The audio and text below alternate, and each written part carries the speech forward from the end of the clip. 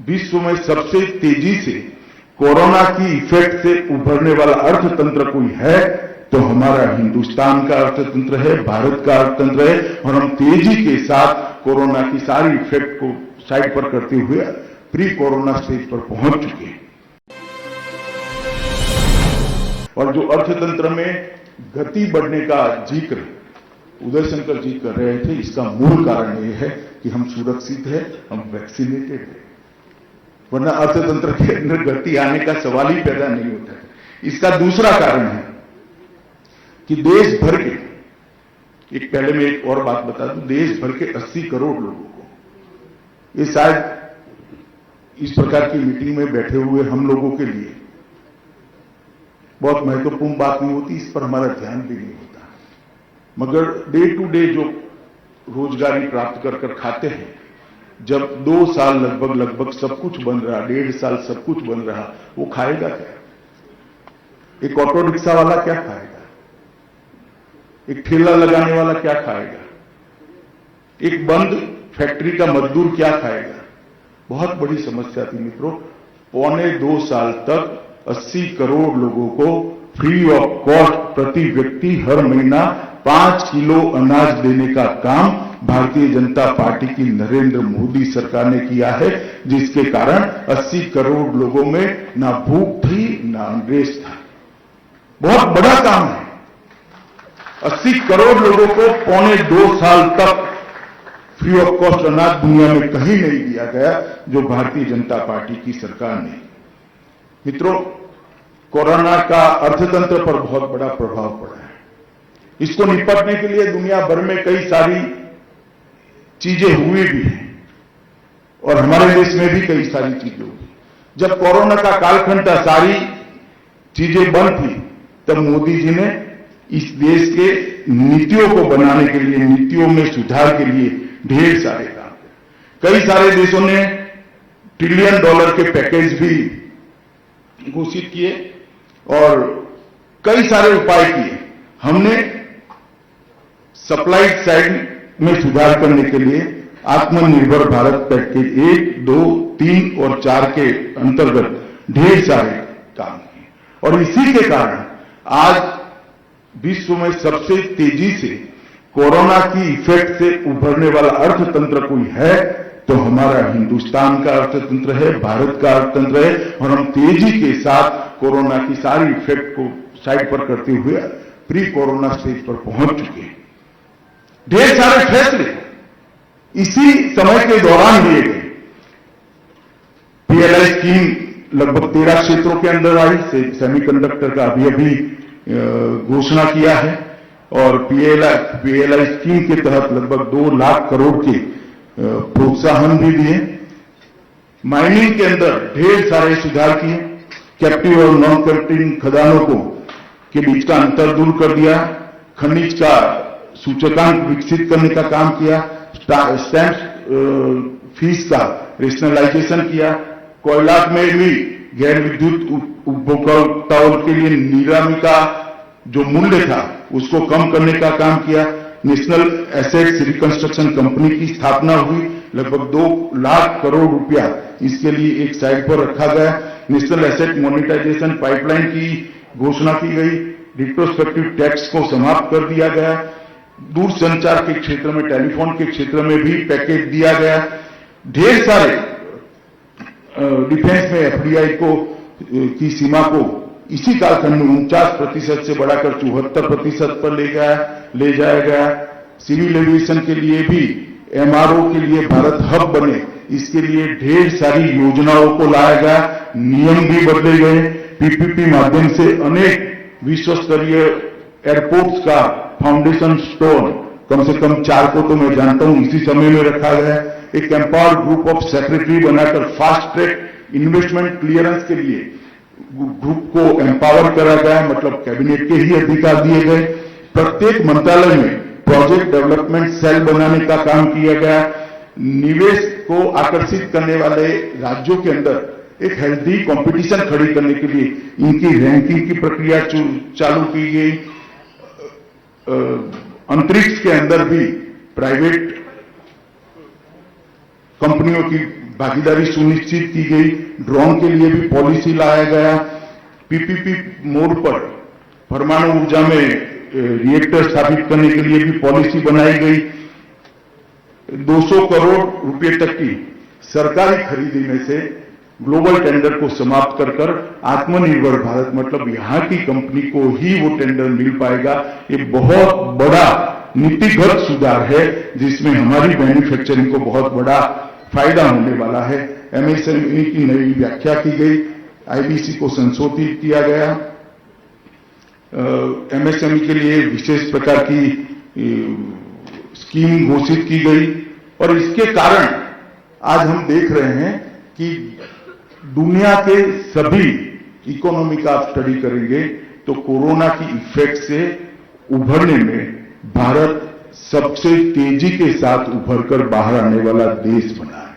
क्योंकि एक कालखंड के अंदर जब कोरोना चल रहा था तब इतने सारे पॉलिसी डिसीजन ले लिए गए और उस वक्त विजुलाइज किया गया था कि कोरोना के बाद जो स्थिति होगी उस वक्त पॉलिसी बनाने जाएंगे तो देर हो जाएगी।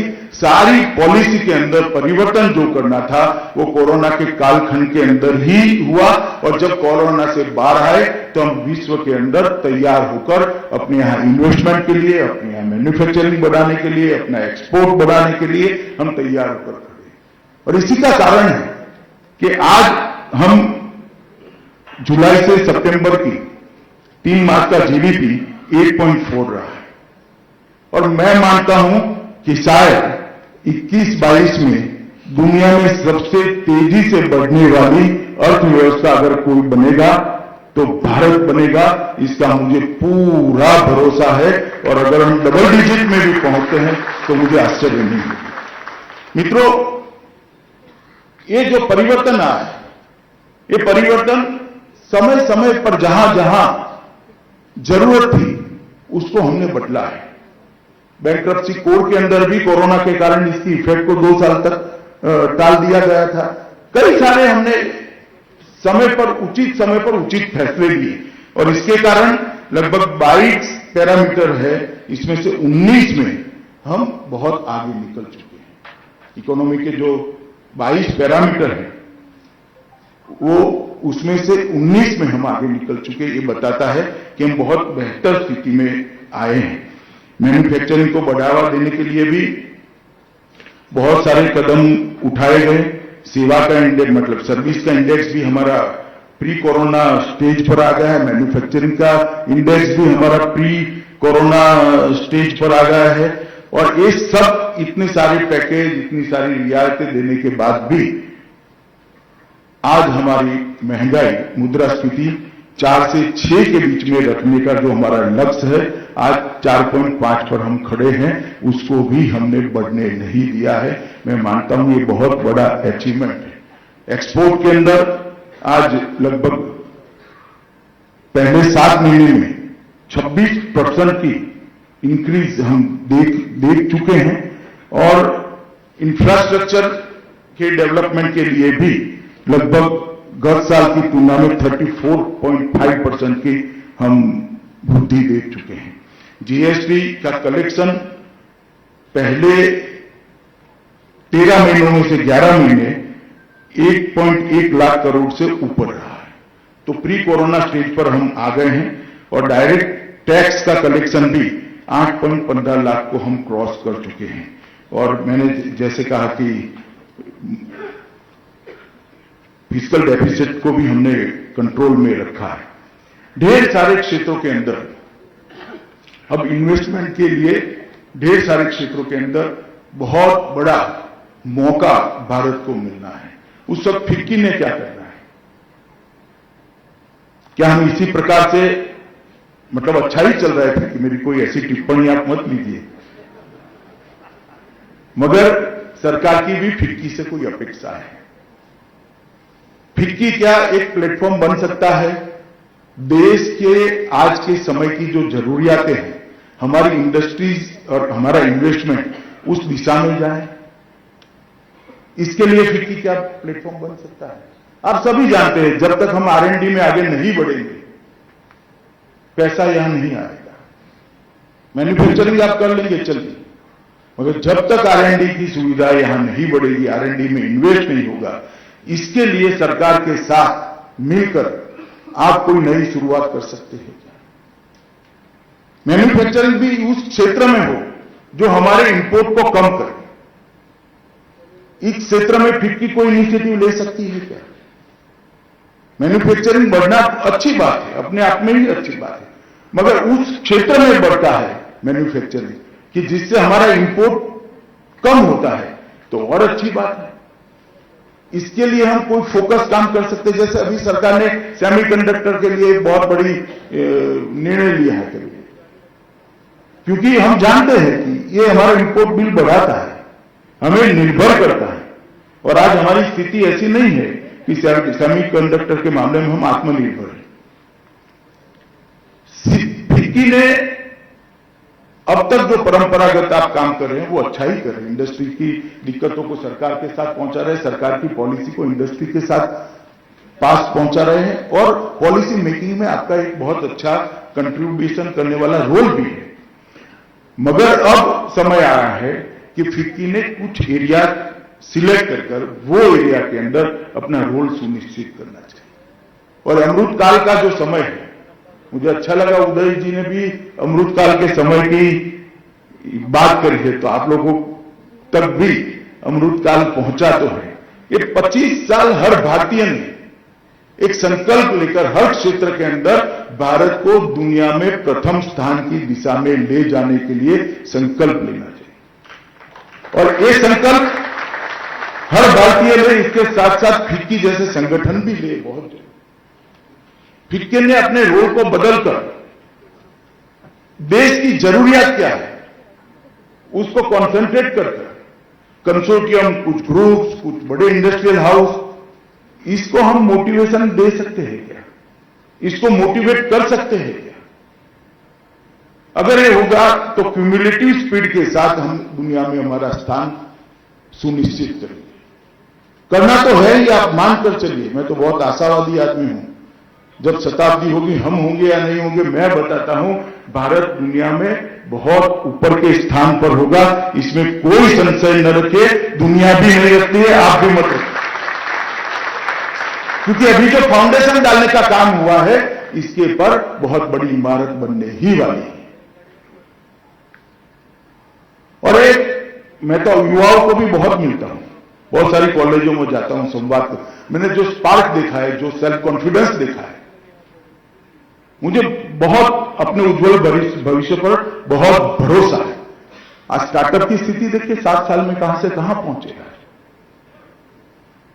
दुनिया भर के स्टार्टअप में अपने स्टार्टअप ने स्थान बना दिया है, तो मुझे तो विश्वास है हम आगे बढ़ने वाले हैं। मगर उसमें फिक्की जैसे संगठन क्या रोल कर सकते हैं, एक बार बैठकर इस पर आप लोगों ने भी चिंता करनी। सरकार ने इतना सारा करा, अपने आप जो होता है वो होगा, मगर उसको चैनलाइज कर सकते हैं क्या? उसको शेप दे सकते हैं क्या? देश की रिक्वायरमेंट के रास्ते पर उसको ले जा सकते हैं क्या? और ये ले जाने का काम फिक्की जैसे संगठन का है।